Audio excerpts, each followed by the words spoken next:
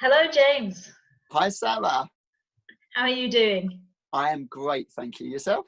Yeah, just it's quite interesting. I have to, whenever I do these things, I have to think about what stage of lockdown are we at? And over here in Ireland, we're literally just coming to the end of week 5. Right.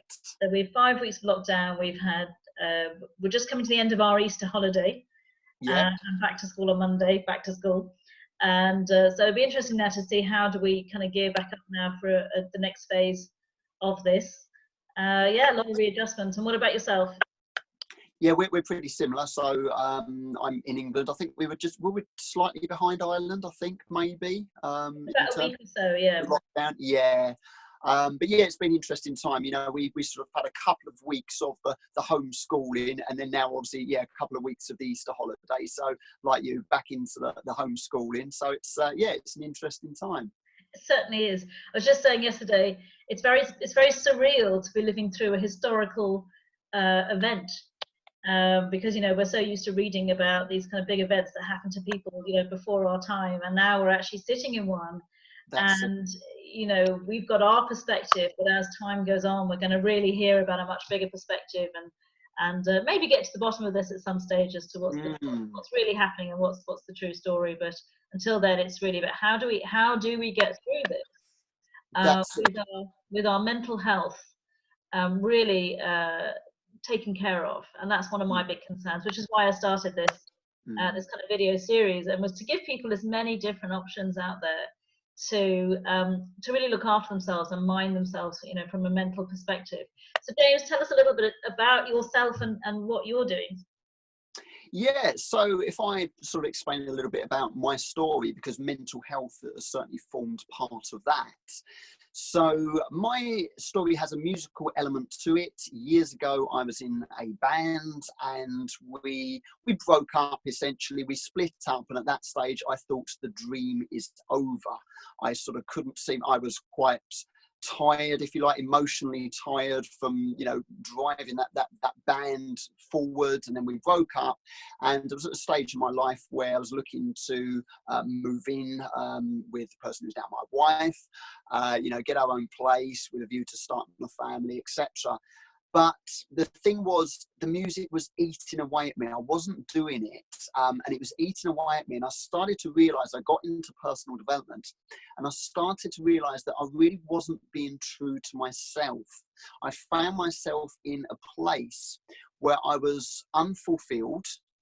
I was in a manager's position at the organization I was working in, sitting in meetings just thinking, this isn't me. My life hasn't really got that purpose. I'm not pursuing my passion. I'm not following my heart. But I didn't really know what to do at that stage. And I actually decided, because I was thinking about where can I go, what can I do? And I had a background in the fitness industry, and I thought maybe I'll get back into that. Again, I knew probably in my heart that I really wanted to do music, but it was like, oh, that just seems too far away. So I actually booked myself onto a course, a holistic lifestyle coaching course, and it was day 1 of the course, and I open up the training manual, and I come across a question that changes my life. And the question was this: if you were to die today, would you die knowing that you have lived your life fully? And that's a big question. That is a big. I think you might need to say that again. Yes, absolutely. You want to write this down, really. So Especially now. So just ask that question again, because I could feel as you were sort of saying it, the power of this question yeah, for many people can be quite frightening, but actually really liberating as well. that's it. That's it. So the question was, if you were to die today, would you die knowing that you have lived your life fully? So big, powerful question. And really it was that question, as I'm staring down at that page, just looking at this question, for me, it was a resounding no. I haven't lived my life fully. And why haven't I? Because I haven't been true to myself. I haven't been following my own heart and soul. And actually at that event on day one, like I say, it was on a course, and I went to chat to the instructor of the course who was delivering it afterwards at the end of the day. And I said, I love all the healthy lifestyle, and, you know, I really like this, but I've got this other side to me. It's the music, in particular songwriting. And I had a chat to her, and she said, James, you've got to be doing that in some kind of way. Maybe not as a full-time job, maybe not to make a living, but you've got to be going out there. You've got to be writing songs. And for me, it was like a little light switch went off. It's like, you know, I was like this, and all of a sudden, blinkers come off a little bit. Right, okay, so maybe there is another option. So I had a long think, and I went home and I spoke to my wife, and I basically said, this is what I want to do. I want to step down from my manager's position. I want to, you know, cut down my hours to pursue songwriting, which I did. But then, even then, you know, sometimes we have this idea and we know roughly where we want to go to, but we're not quite sure the exact route, and we're not, you know, it needs a bit of adjustment. So I was there and I was writing some songs, and I wasn't naive enough just to think, I'll write a couple of songs, and of course there'll be #1 hits, and, you know, Robbie Williams is going to sing them. And, you know, I wasn't that naive, but that was sort of where I was looking to go. But then what I was being drawn towards was writing songs that really meant something to me, that I could sort of pour my heart and soul out. And the topic or the theme of those was personal development related. I call them empowerment songs.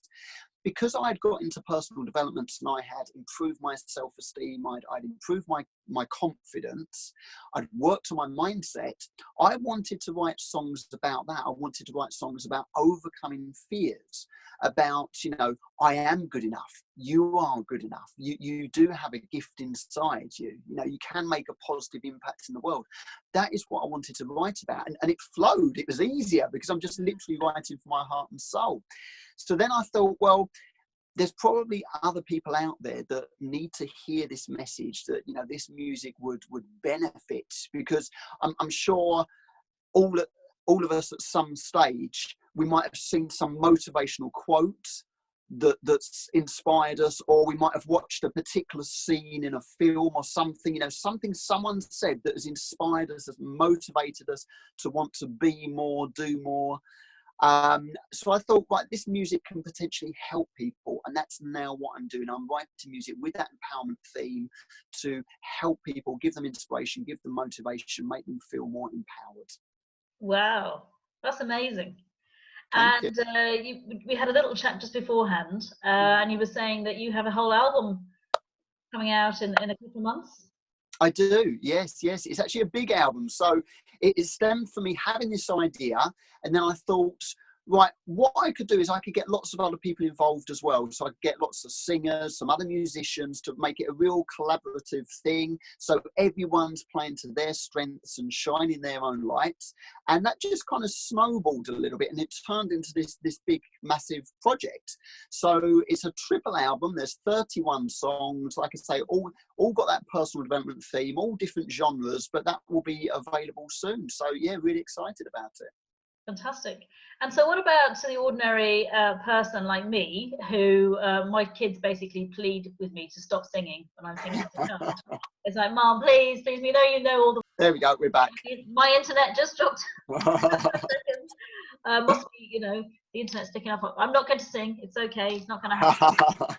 But they often plead with me to stop. Both my kids are actually fairly musical in themselves, but they don't...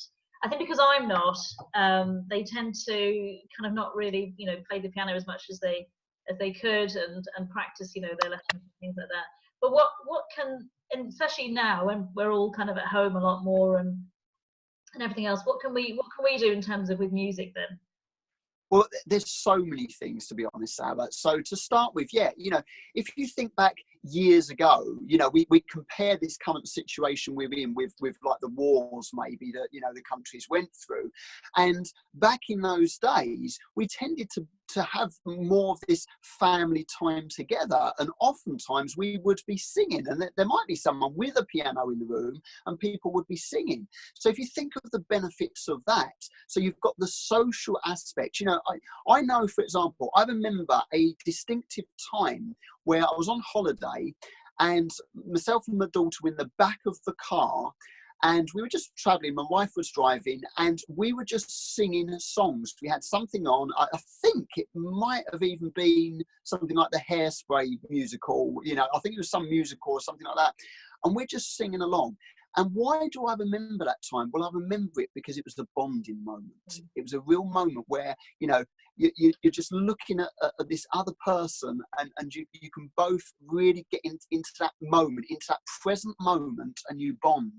So that's what families can do. So you can be involved in music, you can play music, you can dance to music. You know, that can be very, very freeing. I've done that on courses, as you have as well, Sara. You know, where we've had music and we've just danced. It's like a big release sometimes, you know. And sometimes there's so many ways. And it's funny, isn't it? Because it's as if people really need permission sometimes to do that. You know, for me, I mean, again, well, they don't stop me from doing that because they can't. But often, you know, I'll be dancing around the kitchen and they'll just, you know, be shaking their heads. But yeah, I think it's a wonderful feeling to be able to just be free with the music. I think is you know how it kind of feels to me. And yeah, just give yourself permission, really, that it's not about being perfect and it's not about being right. It's just to go with it and let it touch you, you know, in an emotional way as well. So you have a challenge for people. Yes, my challenge is for you, if you are watching this, don't turn off now.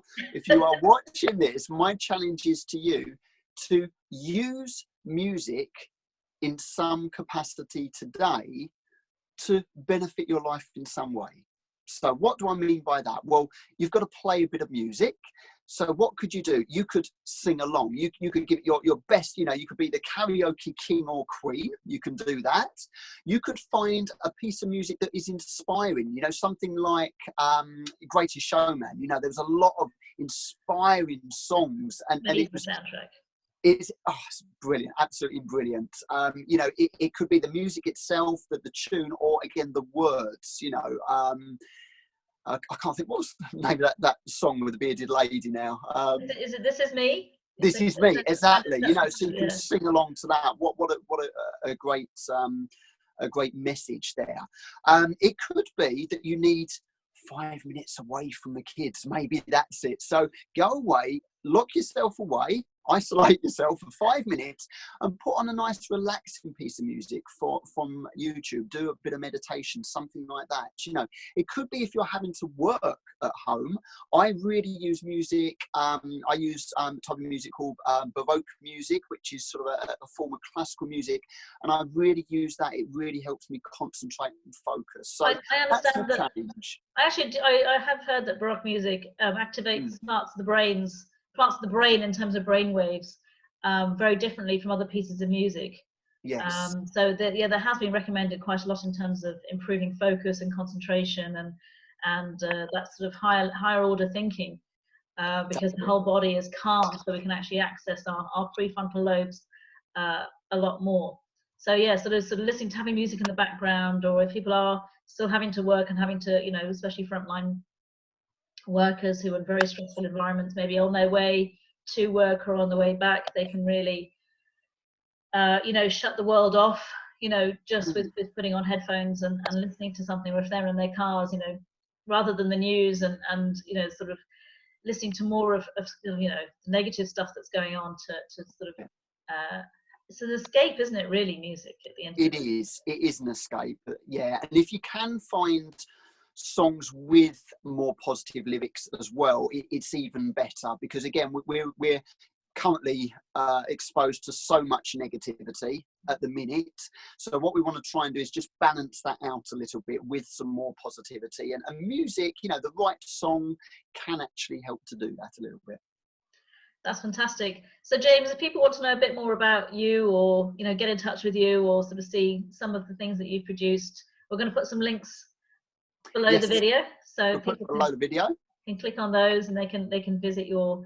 Do you have a Facebook page as well and things like that? Yeah, please connect with me. You know, always great to sort of speak with like-minded people. So connect with me on Facebook, James Dand, or Inner Anthem. I don't know whether you can, where is it, over this side? Yeah. Inner Anthem. So there we go. Yeah. Yeah, just look out for me, connect with me, and yeah, it'd be great to have a chat. James, it's been absolutely fantastic to chat to you today. Thank you so much for your time. Thank you. Yeah, really inspirational. And I hope that people are, after this, going to switch it off, find some music and sing their hearts out, or come up with something, maybe their own empowerment music as well. That would be great too. Absolutely. There's so many talented people out there. Write it in the comments as well. If you've done it, write in the comments. What did you do? That would be great. Yeah, maybe stick a link on it if you've recorded it already. You know, there's so much music out there. In fact, just before I came out here to chat to you, I saw two they were quite, you know, they had a lot of comedy aspects. One was, I'll stick it on actually. I'll stick the little link. One was a little Irish song that was about COVID-19 that was quite funny, and another one that I won't give away the ending to. As well. So I think a lot of people are out there using music, if that's something that they're used to. It's more about people like yourself who in the past, you know, maybe had shut it down and shut it off because of a negative experience, thinking, oh, it's not for you.